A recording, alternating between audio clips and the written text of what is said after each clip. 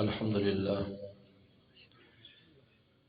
لله نحمده ونستعينه ونستغفره ونؤمن به ونتوكل عليه ونعوذ بالله من شرور أنفسنا ومن سيئات أعمالنا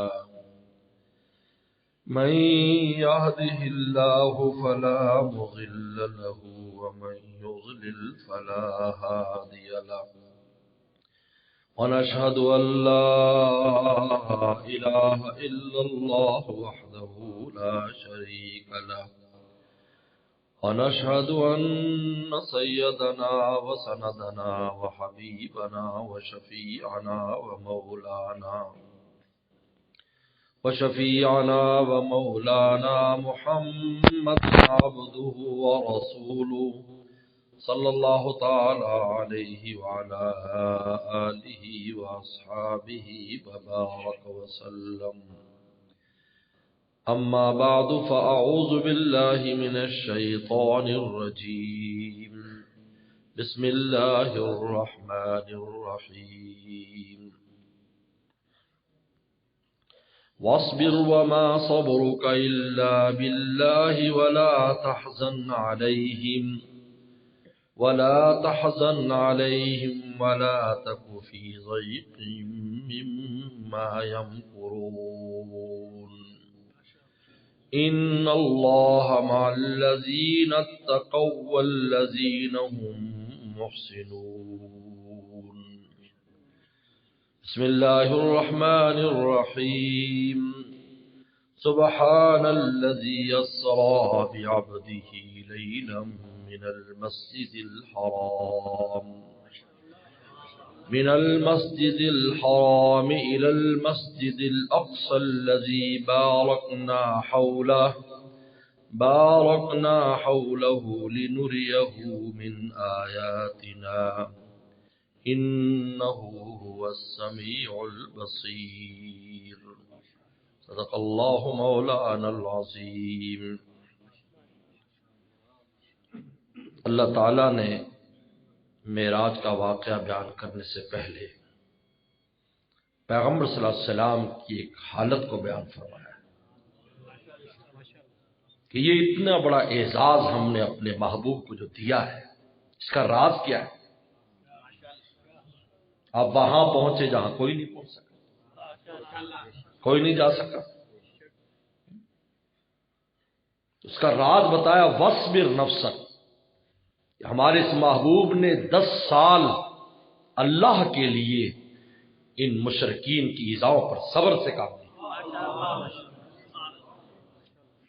یہ ترقی کی بنیاد ہے. مجھے آپ کو سبق ہے. معراج میں نا بلندی کہ ہم نے جو اتنا اونچی اڑان پیغمبر کو دی ہے اپنے محبوب کو، یا موسیٰ علیہ السلام جو اولو العظم پیغمبروں میں بہت بڑے پیغمبر ہیں، اللہ تعالیٰ سے عرض کیا تھا ربی ارنی انظر الیک، کہ اللہ آواز تو میں سنتا ہوں، آواز کے مزے مجھے آتے ہیں، تھوڑی سی اپنی جھلک دکھا دیں، تھوڑی سی دیدار کرا دیں. مطالبہ رکھا، کوہ طور پر رکھا. کوہ طور خاص پہاڑ تھا، وہاں تو بڑے عجیب عجیب واقعات ہوتے تھے.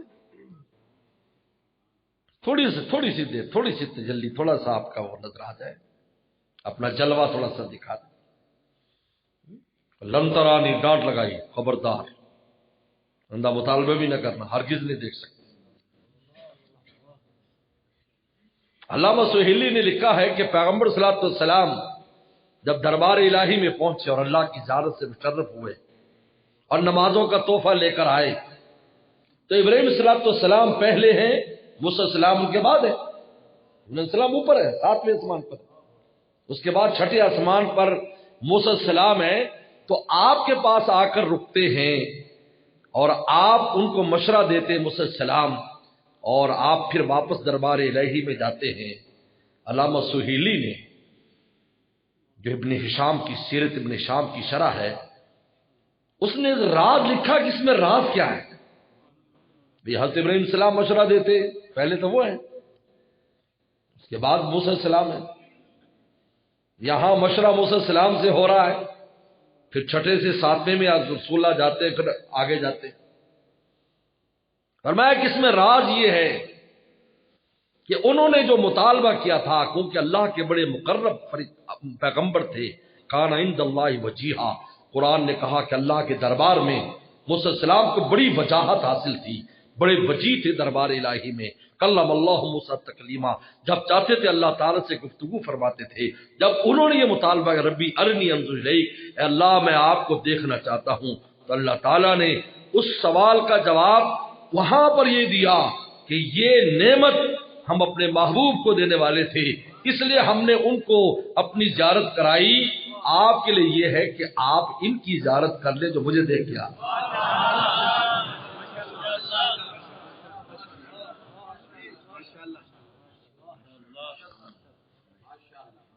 ہم ان کو دیکھتے ہیں جو ان کو دیکھ آئے ہیں، جن آنکھوں میں ان کے جلوے سمائے، ہم ان کو دیکھتے ہیں جو ان کو دیکھ آئے ہیں، جن آنکھوں میں ان کے جلوے۔ کائن کو دیکھ، لن ترانی، کوئی نہیں دیکھ سکتا، کوئی ہمارے پاس اس قرب کے مقام پر نہیں پہنچ سکتا، کیونکہ ہمارے محبوب نے قربانی ایسی، صبر،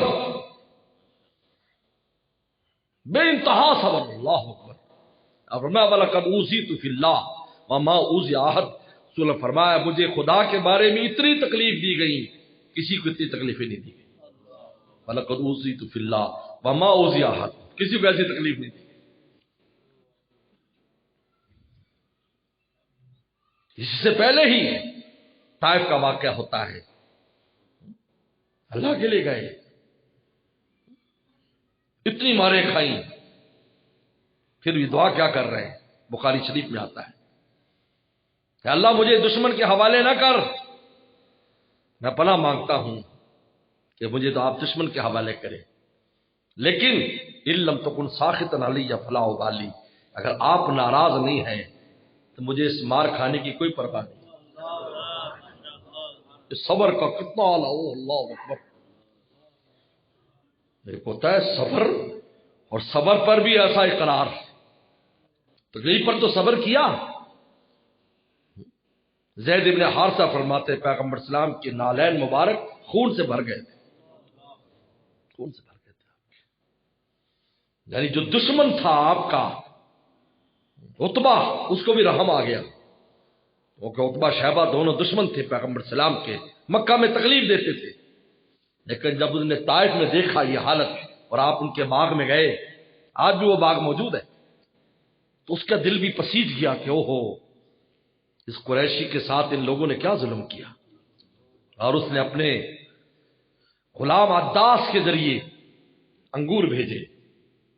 پیغمبر السلام نے بسم اللہ الرحمن الرحیم پڑھ کر جب انگور اٹھایا تو عداس ایسے آنکھیں اس کی پھٹی کی پھٹی رہ گئی، اور آپ کو ایسے دیکھنے لگا، تو آپ نے پوچھا کہ تم مجھے اس طرح کیوں دیکھتے ہو؟ انہوں نے کہا یہ جو کلمہ آپ نے پڑھا ہے یہ تو ہمارے نبی نے ہمیں سکھایا تھا، اور میں تم کہاں کے رہنے والے ہو؟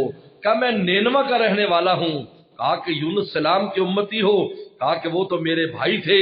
تو وہ فرتے جذبات سے اٹھ کر اس نے رسول اللہ کے ماتھے پر بوسہ دیا، تو وہ عتبہ دیکھ رہا تھا، جب اس نے دیکھا کہ یہ اتنا اکرام اس نے کیا تو اس نے جاتی تھپڑ مارا۔ انہوں نے کہا کہ میں نے اتنا بھی نہیں کہا تھا کہ تو اس کا اکرام کر، انگور دے کر واپس آ جاتا۔ انہوں نے کہا تم جاہل لوگ ہو، تم نہیں جانتے کون ہے۔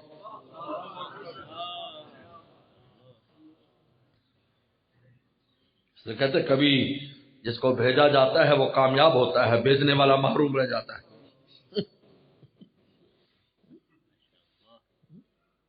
پھر بھی کیا دعا کہ علم تکن ساخطا علی فلا، اے اللہ اگر آپ ناراض نہیں تو کوئی پرواہ نہیں۔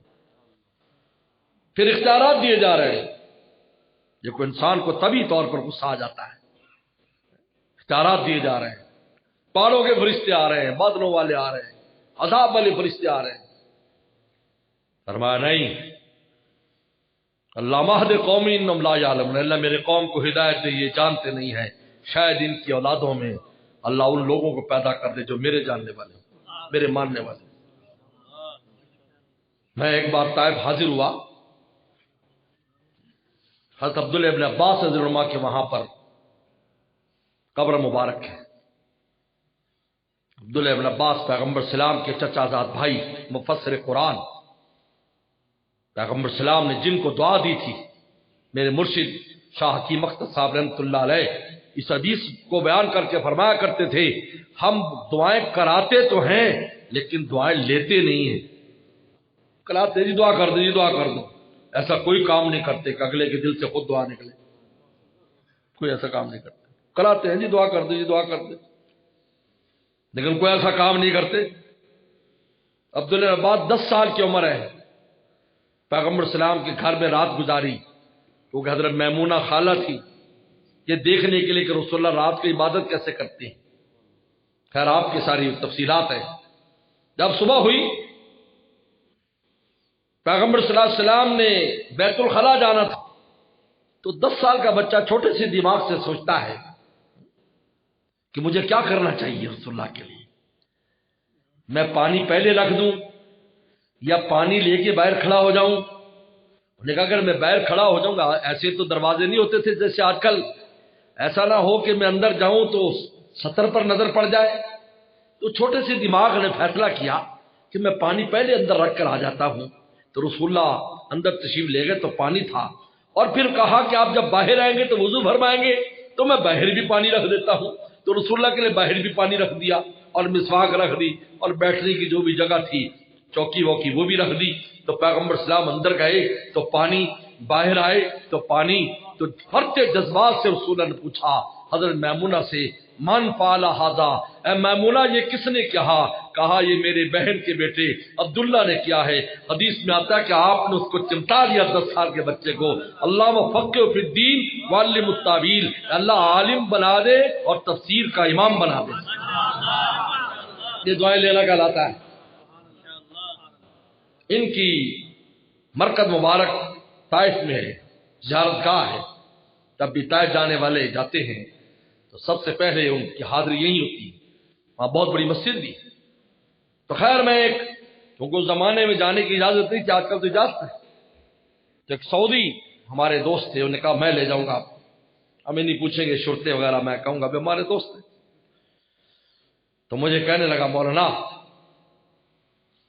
پیغمبر سلام نے وہ جو دعا کی تھی کہ اللہ ان کو ہدایت دے دے، اگر یہ نہیں تو ان کی اولادوں میں ہم میرے ماننے والے آ جائیں، کہا کہ اس دعا کا فائدہ تم بر صغیر و ہند والوں کو ہوا ہے۔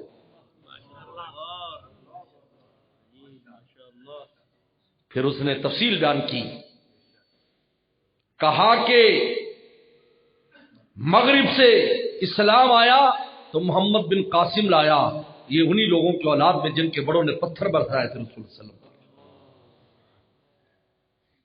اور اگر مشرق اور بمبئی کی طرف سے ایمان آیا ہے تو عثمان بن ابی العاص رضی اللہ تعالیٰ عنہ پیغمبر اسلام کے صحابی ہیں، ثقفی، ان کی وجہ سے ایمان آیا۔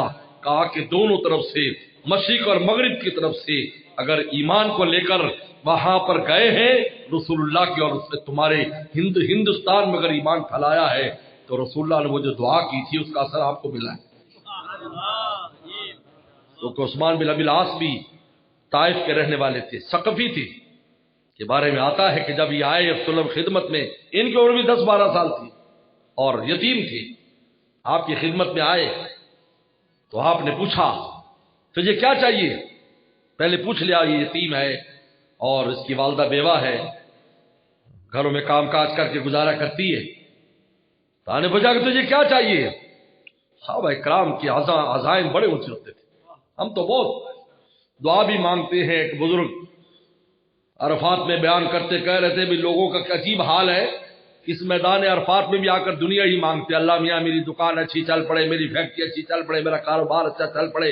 حالانکہ یہ وہ جگہ ہے کہ جہاں پر اللہ مل جائے گا تمہیں مولا، جب مولا مل جائے گا تو سب کچھ مل جائے گا۔ نہ اللہ تجلی فرمائے ہوئے ہیں، اور یہیں پر میدان جو ہے نا قیامت کا دن ہوگا، اور یہیں پر عرش اترے گا میدان عرفات میں، اور اس دن جاہ و جلال اللہ تعالیٰ پر ہوگا۔ حدیث شریف میں آتا ہے ایسا غضب اور جلال نہ پہلے کبھی ہوا ہوگا نہ آئندہ کبھی ہوگا اس جلال میں، اور آج رحمتی رحمت ہے اور تجلی ہے اللہ تعالیٰ کی، وہاں جو چاہے مانگو، اس دن کے لیے مانگو، عرش کا سایہ مانگو۔ اللہ یہ چھوٹی سا allotment ہمارے لیے ابھی سے آج عرش کی کر دیجیے۔ جس طریقے پر بزرگوں نے لکھا ہے کہ انسان مدینہ شریف میں جائے اور مدینہ شریف میں ریاض الجنہ میں اس کو موقع مل جائے تو ریاض الجنہ میں جا کر کیا دعا کرے؟ یہ کہ اللہ یہ جنت کا ٹکڑا ہے اور یقینی ٹکڑا ہے، جنت سے لایا گیا، اور جو جنت میں داخل ہوگا تو کبھی نکالے گا نہیں۔ دیکھو آج میں داخل ہو گیا، مجھے کبھی نہ نکالنا۔ شے کو عنوانات ہوتے ہیں، یہ بھی بزرگ بتاتے ہیں کس عنوان سے مانگا جائے۔ ہمیں تو عنوان بھی نہیں آتے، ہم اپنے عنوان سے مانگتے ہیں۔ جیسے ایک صحابی یا گاؤں والا تھا، آیا کہا اللہ میاں میرے اوپر رحم کر اور میرے محبوب رسول اللہ پہ رحم کر، اور ہمارے ساتھ کسی کو شامل نہ کرنا۔ تو آپ نے فرمایا لقد تہجرت واسعا، کہا کہ ایسی وسیع چیز کو تو نے تنگ کر دیا، اللہ کی رحمت تو کائنات کے ذرے ذرے پر بھی اگر ڈالی جائے تو ختم نہ ہو، تو تنگ کر رہا ہے، ایسا نہ کہے، بلکہ کہا اللہ مجھ پر بھی رحم پر سب پر رحم کر۔ تو عنوانات بھی ہوتے ہیں، اللہ نے خود عنوانات ہمیں سکھائے۔ اسے تو مسنون دعاؤں کے اندر اثرات زیادہ ہیں، کیونکہ اللہ تعالیٰ کے مزاج کو پیغمبر سمجھتا ہے، وہ سمجھتا ہے کہ کس طرح کس عنوان سے دعا مانگی جائے کہ کام ہوتا ہے۔ خود اللہ تعالیٰ نے بھی اپنے عنوانات بتائے ہیں کہ ایسے ہم سے مانگو، مانگنے کے طریقے بتائے ہیں۔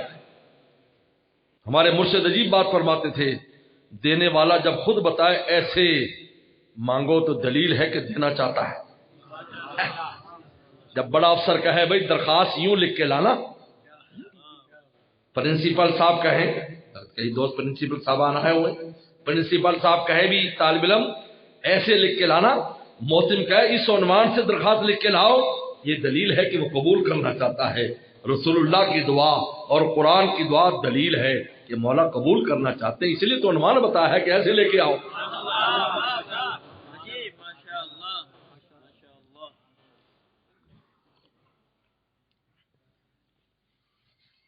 تو خیر میرے دوست، تو صحابی سے پوچھا 10 سال کے بچے سے، عثمان بن ابی العاص سے، تو کیا چاہتا ہے؟ لوگ یہ سمجھے کہ یہ کہے گا بھائی مجھے اونٹ دے دو، یہ دے دو، کو مال غنیمت دے دو، کچھ چیزیں دے دو بیت المال سے، میں غریب ہوں، میں یتیم ہوں، میری اماں بیوہ ہے۔ اور حاجی مطالبہ کیا کہ جو کتاب آپ پر نازل ہوئی ہے وہ آپ سے پڑھنا چاہتا ہوں۔ یہ ہے طالب علم، یہ طالب علموں کا حوصلہ ہے۔ مدرسوں میں طالب علم کتنا غریب کیوں نہ ہو، کبھی استاد سے نہیں کہے گا کہ آپ مجھے چندہ کرا دیں تاکہ امیر ہو جاؤں، بلکہ کہے گا آپ مجھے قرآن پڑھا دیں، حدیث پڑھا دیں، بس میں تو اسی غرض سے آیا ہوں، چاہے میرا باپ بھی نہیں ہے، میری ماں بھی نہیں ہے، لیکن میری غرض یہ ہے کہ میں دین سیکھ جاؤں، نبی کی وراثت لے لوں۔ جس کو نبی کی وراثت مل گئی اس کو سب کچھ مل گیا۔ رضینا قسمت الجبار فینا، حضرت علی کرم اللہ فرمایا کرتے تھے رضینا قسمت الجبار فینا لنا علم وللجہال مالو، اے لوگوں ہم اللہ کی تقسیم پر راضی ہیں، ہمیں علم دے دیا، جاہلوں کو مال دے دیا۔ فإن المال يفنى عن قریب وإن العلم باق لا يزال، اور یہ مال تو زائل ہو جائے گا ورنہ مرتے ہوئے دنیا میں رہ جائے گا، لیکن علم وہ ہے جو کبھی زائل ہونے والا نہیں ہے، دنیا میں بھی ساتھ ہے، قبر میں بھی ساتھ ہے، حشر میں بھی ساتھ ہے۔ خوبصورت بات فرمائی، فرمایا یہ کتاب آپ پر نازل ہوئی۔ حیران ہو گئے لوگ ان کا مطالبہ سن کر، ہم نے خود پڑھایا ان کو قرآن مجید۔ حضرت عمر رضی اللہ عنہ ان کو بمبئی بھیجا تھا، بمبئی کے ساحل، وہاں سے لا عثمان بن ابی العاص۔ خیر، تو طائف کا اتنا واقعہ، اتنا شدید واقعہ ہوا، لیکن پھر آپ دعا کر رہے ہیں، ان کے لیے بھی خیر مانگ رہے ہیں جو ان کو ملی، اور خود بھی اپنا جذبات پیش کر رہے ہیں۔ علم تکن ساختنا لیا فلاح والی، اللہ اگر آپ ناراض نہیں ہیں تو مجھے کوئی پرواہ نہیں، مجھے تو آپ کی خوشی چاہیے۔ سبحان اللہ۔ پھر اللہ نے کہا سبحان اللہ یسرا بعبدہ، اے بندے آجا، وہاں آ جا جہاں کوئی نہ آ سکا، جا۔ سبحان اللہ، سبحان اللہ شروع کیا۔ صبر ترقیات کی بنیاد صبر ہے، یاد رکھو۔ یہ ہم جو بے صبری کا مظاہرہ کرتے ہیں، جلدی سے جلدی سے صبر کرے۔ آپ ترقی چاہتے ہیں دنیاوی بھی اور اخروی بھی، آپ کو صبر کرنا ہوگا۔ صبر کرے آپ، مکروہ چیزوں پر، ناپسندیدہ چیزوں پر صبر کریں۔ پیش آتی ہیں، پیغمبروں کو پیش آتی ہیں، میں اور آپ تو ویسے بھی گناہ گار ہیں، ان کا تو امتحانات ہوتے ہیں، ہمارے لیے تو ہمارے گناہوں کی سزا ہے، لیکن پھر بھی اگر صبر سے کام لیتا ہے تو پھر کیا ملتا ہے؟ ان اللہ مع الذین اتقوا والذین هم محسنون، دو نعمتیں دیتے ہیں۔ صبر کی بنیاد پر تقوی آتا ہے، اور تقوی کی بنیاد پر مقام احسان ملتا ہے۔ جب یہ دو چیزیں بندے کو مل جاتی ہیں، اللہ فرماتے اب ہم تیرے ساتھ ہیں۔ میت الہی، میت خاصہ، میت خاصہ کے لیے دو چیزیں، تقوی، تقوی نام صبر کا ہے۔ نفس کہہ رہا گناہ کر، اور کہتا صبر کر، صبر کر، صبر سے کام لو، کیونکہ ساری نعمتیں جنت میں ملنے والی۔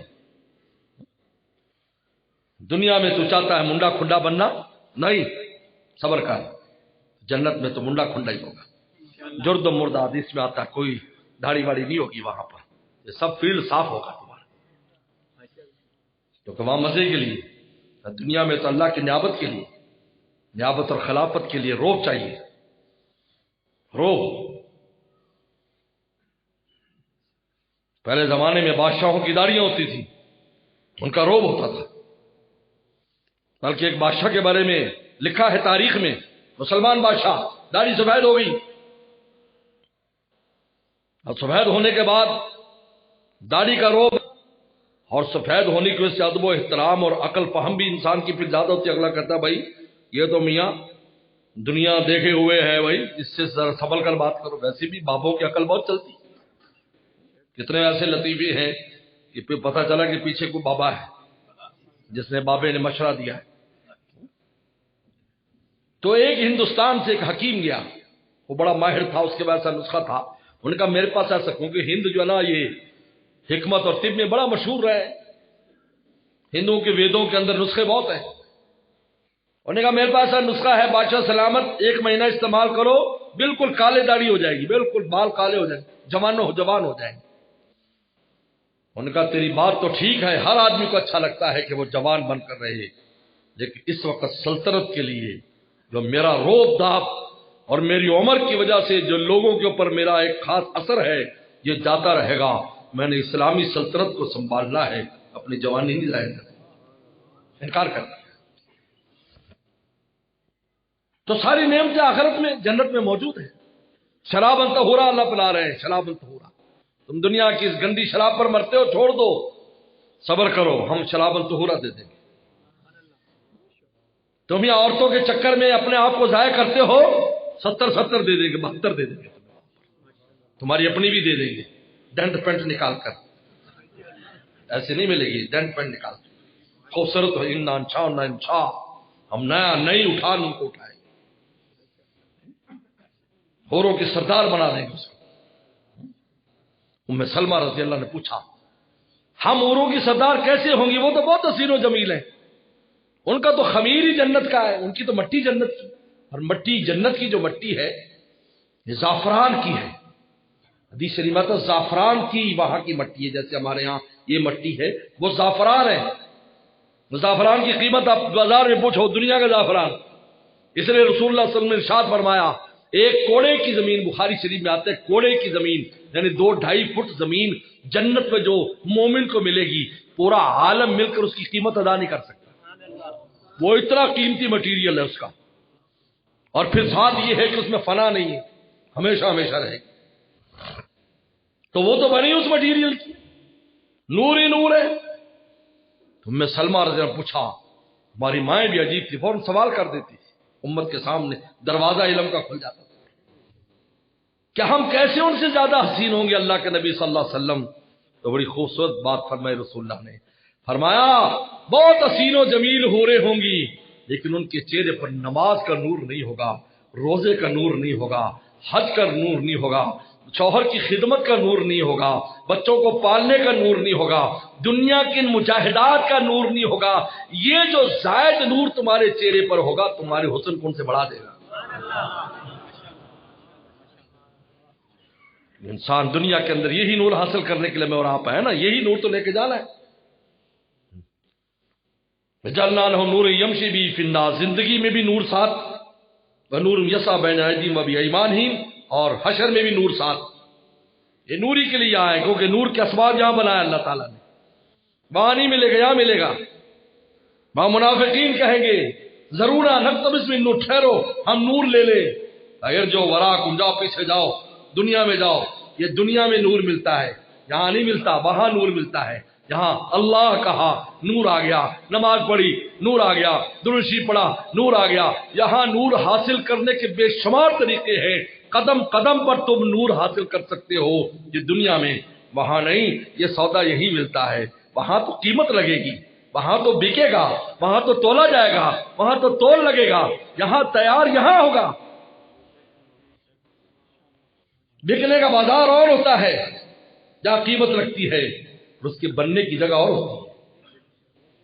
کبھی بازاروں میں فیکٹری دیکھی کہ فیکٹری میں بازار ہے، اگرچہ ایسا شروع کر دیا، لیکن اصل ترتیب یہ ہے۔ تو دنیا نور بنانے کی جگہ ہے، یہاں فیکٹریاں ہیں، یہ مسجد فیکٹری ہے نور کی، اوہ نور ہی نور، فرشتوں کا نور ہے، اللہ اکبر کہا، نور کچھ نہیں، ویسے بیٹھے رہے، دل منور ہوگا، نور ساتھ لے کر جاؤ گے اور وہاں اس کا تول لگے گا۔ حدیث میں آتا ہے سبحان اللہ کہا، پورا اس کا جناب میزان بڑھ جائے گا، الحمدللہ کہا میزان بڑھ جائے گا، سبحان اللہ والحمد سبحان اللہ عظیم کہا میزان بڑھ جائے گا۔ یہ تو نور کے لینے کی جگہ ہے، وہاں پر نور کی قیمت لگے گی، چھوٹے چھوٹے نور، بڑے سے بڑے نور کی قیمت لگے گی۔ تو فرمایا کہ یہ جو ان کے چہرے پر نور ہوگا، تمہارے چہرے پر نماز روزے کا، وہ ان کے چہرے پر نہیں ہوگا، چاہے کتنے حسین و جمیل کیوں نہ ہو۔ حسن و جمال کی بھی بہت قسمیں ہیں۔ یوسف السلام بہت حسین تھے، آپ نے فرمایا پیغمبر السلام نے اللہ نے آدھا حسن ان کو دیا تھا، لیکن اماں عائشہ عجیب بات فرماتی ہے، رسول اللہ کا حسن کیسا تھا؟ اماں نے اس کی تفسیر کی، لواہی زلیخا لو رئین جبینہ لا اثرنا بقتل قلوب الجدی، اگر زلیخا کی سہیلیاں میرے محبوب کی پیشانی دیکھ لیتی، انگلیاں نہ کاٹتی، سینے چیر لیتی۔ آپ کو حسن ایسا تھا کہ پیٹ نہیں بھرتا تھا، پیٹ نہیں بھرتا تھا، ملاحت تھی، ملیحن مقصدہ، کانت ملیحن مقصدہ، پیغمبر سلام ملیح، ملاحت اور نمکینی کی، جو دیکھتا دل نہیں بھرتا تھا۔ صحابہ کتنی دیر بیٹھے رہتے، گھر جاتے، پھر آ کر جھاتی مارتے، پھر چلے جاتے، جھاتی مارتے، میں اس کو لے کے آؤ، کیا ہوا اس کو، یہ بار بار مجھے جھانکتا ہے، بلاؤ، کہا دل نہیں بھرتا، اتنی دیر بیٹھا، پھر گھر جاتا ہوں، پھر تڑپ اٹھتی ہے، ایک آنکھ پھر دیکھا ہوں، ملیحم مقصدہ۔ تو میرے دوستو، اس صبر کا جب انسان عادی ہو جاتا ہے، تقوی کی نعمت ملتی، تقوی کی، پھر گناہوں سے بچنا آ جاتا ہے، حالات پر صبر کرنا آ جاتا ہے، واویلا نہیں کرتا، چھوڑ نہیں جاتا۔ گزر گئی جو گزرنا تھی دل پہ مگر، جو تیری مرضی کے بندے تھے لب ہلا نہ سکے۔ اور مقام احسان، کیونکہ صبر بھی خدا کی بنیاد پر کرے گا۔ صبر کر رہا ہے کیوں؟ کہ اللہ مجھے اس پر اجر دیں گے، بس میں صبر کروں گا، تو بس یہ ایسی پھر اللہ کا دھیان نصیب ہو جاتا ہے، اسی کا نام مقام احسان ہے کہ مولا کا دھیان نصیب ہو جائے۔ آج ہماری کوتاہی یہ ہے کہ ہمیں مولا کا دھیان نہیں، نماز میں بھی نہیں، اللہ وہ برکات غائب ہو گئے۔ امام نے نماز پڑھائی، مقتدی نے کہا آج آپ نے تسبیحات سجدے میں کم کی ہیں، انہوں نے کہا تو بڑے دھیان سے نماز پڑھتا، باقی آج میں نے کم پڑھی ہے، تو بہت دھیان سے پڑھتا ہے۔ کہا نہیں، میں حساب کیا کرتا ہوں سجدے کے اندر، چاروں سجدوں میں، چار جو رکعتوں کے سجدوں میں دکان کا حساب پورا کر، آج نہیں ہوا، میں نے کہا لگتا ہے سجدہ چھوٹا کیا ہے۔ یہ حالات ہے ہمارے، نماز میں ہمیں نصیب نہیں ہے مقام احسان، اور وہ اس کی مشق بھی نہیں کرتے۔ یہ پیغمبر فرمایا کہ اگر تم یہ مقام نہیں حاصل کر سکتے کہ اللہ تعالیٰ کو تم دیکھو عبادت کرتے ہوئے، تو یہ تو یقینی بات ہے نا کہ اللہ تمہیں دیکھ رہے ہیں، تو بولو بھائی یہ یقینی ہے یا نہیں؟ وہ اسی کے مشق کرو، یاد کرو سبق کو، اللہ دیکھ رہے ہیں، اللہ دیکھ رہے ہیں، اللہ ناظری، اللہ دیکھ رہے ہیں۔ نماز میں کھڑو بار بار دھیان کرو، دکان پہ بیٹھے ہو دھیان کرو، چل رہے ہو دھیان کرو، اللہ مجھے دیکھ رہے ہیں، اللہ مجھے دیکھ رہے ہیں۔ مشق تو کرو، مشق کرنے سے آ جائے گا، یہ دھیان دل میں جم جائے گا۔ لیکن آدمی اگر صبر کرتا ہے دونوں نعمتیں مل جاتی ہیں، تقوی کی نعمت بھی اور مقام احسان بھی۔ پیغمبر سلام کو فرمایا انا اتقاکم، فرمایا میں تم میں سب سے زیادہ متقی ہوں، واخشاکم، اور اللہ سے سب سے زیادہ ڈرنے والا ہوں۔ اور مقام احسان تو پیغمبر سلام ہر وقت آپ کے سامنے مولا لیتے تھے۔ اس لیے محدثین نے لکھا ہے کہ آپ بیت الخلاء سے جب باہر آتے فرماتے غفران ہے کہ اللہ معاف کر دیجئے۔ فرمایا آپ کیوں کہتے تھے معاف کر دیجئے؟ اس لیے کہ وہاں بھی مشاہدہ حق ہوتا رہتا تھا۔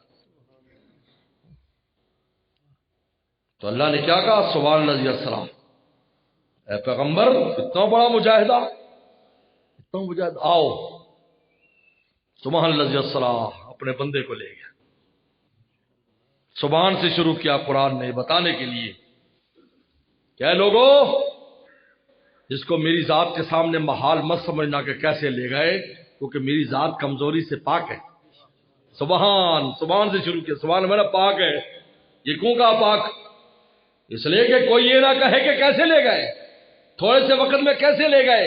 مسجد حرام سے مسجد اقصیٰ، اور مسجد اقصیٰ سے آسمانوں پر پہلا آسمان، پھر دوسرا آسمان، اور آپ کو پتا ہے کہ زمین سے آسمان کا فاصلہ 500 سال ہے، اور آسمان کا جو گیٹ ہے وہ گزرنے کا فاصلہ 500 سال ہے، یعنی ایک آسمان تک پہنچنے کے لیے 1000 سال چاہیے۔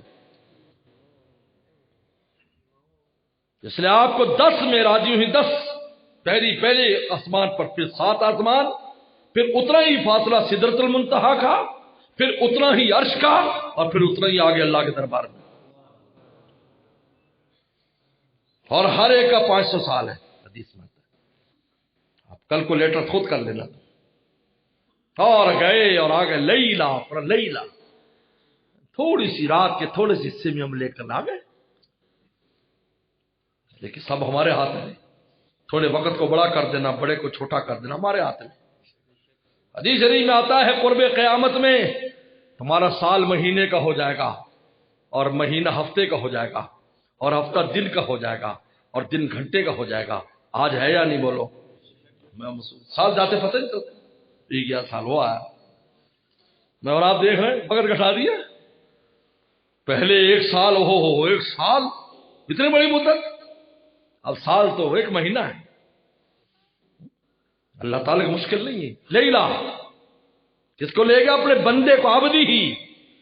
عبدی کیوں کہا؟ رسول نہیں کہا، عبدی کہا، کیونکہ مقام عبدیت پر، جس مقام پر رسول اللہ فائز تھے، اور آپ نے اپنی عبدیت کا جو مظاہرہ کیا ہے اس کائنات میں کوئی نہیں کر سکا، ہم اپنے اس بندے کو وہاں لے گئے جہاں کوئی نہیں جا سکا۔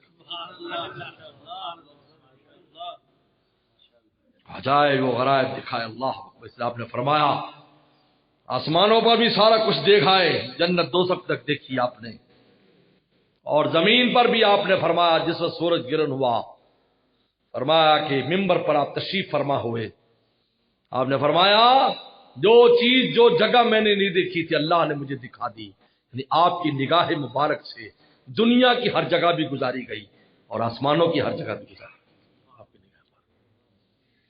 اور پھر اللہ تعالی نے اپنی زیارت بھی کرا دی۔ نور اراہ، فرمایا مسلم کی حدیث ہے، نور اراہ، فرمایا میں نے نور دیکھا، اللہ کے نور کو دیکھا، نور اراہ۔ گفتگو فرمائی، نمازیں لے کر آئے، تحفہ کیا ملا؟ محبوب سے ملا، تحفہ کیا دیا؟ نماز کا تحفہ، کہ جاؤ یہ سب سے قیمتی تحفہ ہے، نماز سب سے قیمتی۔ اس لیے تو نماز معراج ہے، مومن کی معراج نماز کیوں ہے؟ اس لیے کہ معراج میں ملی ہے۔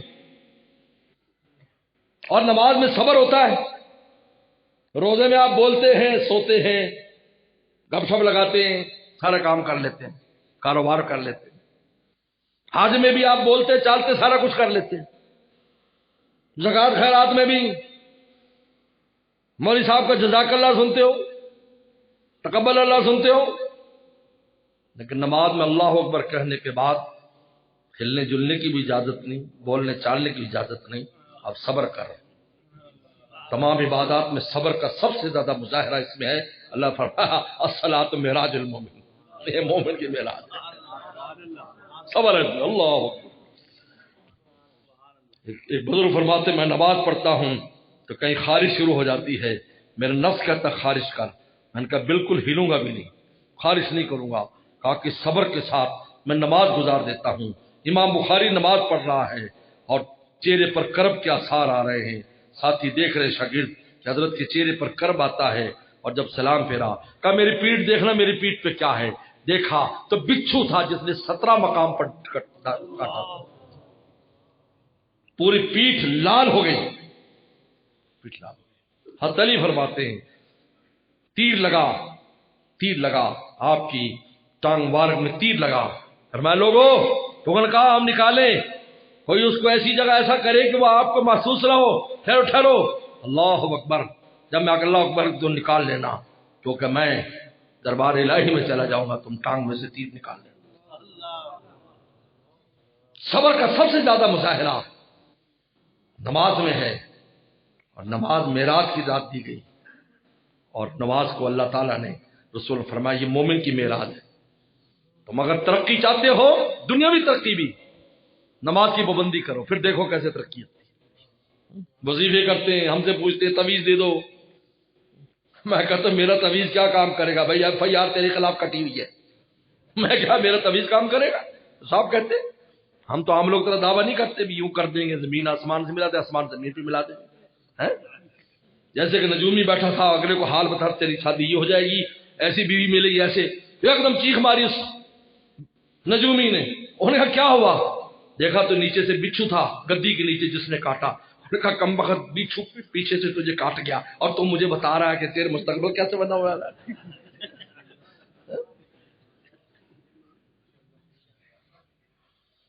ہم مجرم ہو اللہ کے دربار میں، اور پھر کہا بزرگوں جی دعا کر دو، جی وظیفہ دے دو، تعویذ دے دو. بھائی یہ وظیفے تعویذ اور سب کچھ یہ معین ہے، معاون ہے، لیکن معاون تب بنتے ہیں جب اصل چیز موجود ہو. اصل نہیں تو کیسے تعاون کریں؟ تو آپ حکیم کے پاس جائیں، حکیم کا یہ خمیرہ کھاؤ، یہ معجون کھاؤ، معجون افلاطون کھاؤ، خمیرہ گاؤ زبان کھاؤ. ڈاکٹر صاحب کہیں یہ ٹونک کھاؤ، آپ روٹی نہ کھائیں ٹونک ہی کھاتے رہیں، تکڑے ہوں گے؟ بولو تکڑے ہوں گے؟ پھر تو وہی ہوگا نا، کسی مریض سے کہا تھا اس نے، ڈائٹنگ والے نے، انہوں نے کہا دیکھو پہلے ایک پیالہ سلاد، تم نے سلاد کھانا ہے، ایک پیالہ سلاد کھانا ہے. تو کہنے لگا کہ کھانے سے پہلے کھانا ہے یا کھانے کے بعد کھانا ہے؟ یار صرف ہی سلاد کھانا ہے. تو کہتے کھانے سے پہلے کھانے کے بعد. اور ڈائٹنگ کیسی ہوگی تیری؟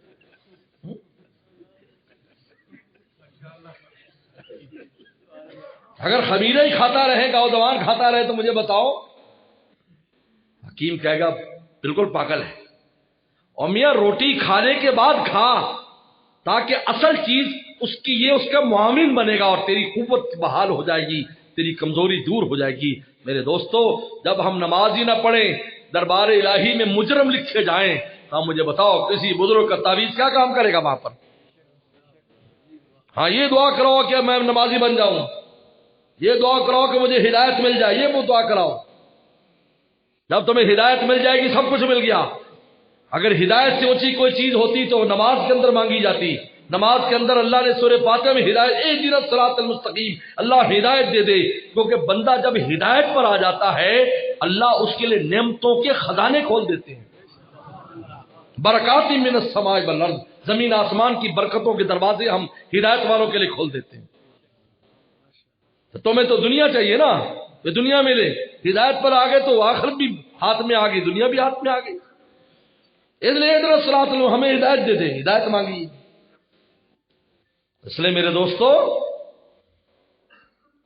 یہ ہمیں معراج کا واقعہ صبر ہمیں سبق دے رہا ہے کہ آپ کے محبوب پیغمبر کو، آپ کے پیغمبر کو ہم نے جو اتنا اونچا مقام دیا ہے، ان نے بندگی اور صبر کا مظاہرہ کر کے دکھایا ہے۔ اگر تم بھی ترقی چاہتے ہو، تم بھی آخرت اور دنیا کی ترقی چاہتے ہو، صبر سے کام لو، تقوی اختیار کرو اور مقام احسان کو حاصل کرو، پھر دیکھو ہم تمہیں کیسے ترقی دیتے ہیں، دنیا کے اعتبار سے بھی ترقی دیں گے، آخرت کے اعتبار سے بھی ترقی دیں گے۔